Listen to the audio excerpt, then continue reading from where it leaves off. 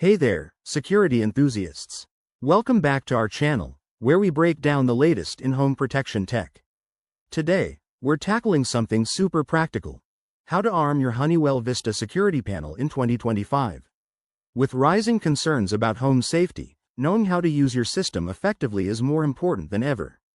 Whether you're a first-time user or just brushing up on the updates, this quick guide will have you securing your space like a pro. Let's dive right in. First things first, make sure your Honeywell Vista panel is powered on and ready to go. You'll find it usually mounted on a wall near your entryway. Start by entering your 4-digit master code using the keypad.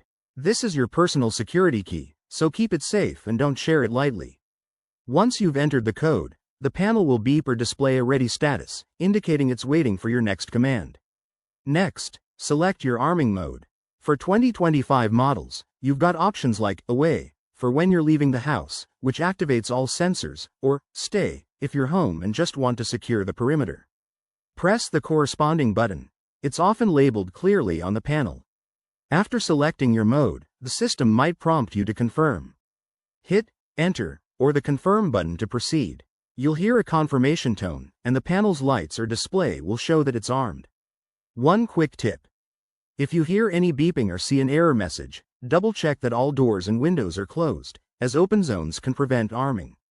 Also, for the latest 2025 updates, Honeywell has added voice prompts on some models. Just follow the audio instructions if available. This makes it even easier for beginners. And there you have it. Your Honeywell Vista panel is now armed and ready to protect your home. Remember, practicing this a few times will make it second nature. If you found this helpful, give this video a thumbs up, subscribe for more tech tips, and hit the bell icon so you never miss an update. Stay safe out there, and we'll see you in the next one. Thanks for watching.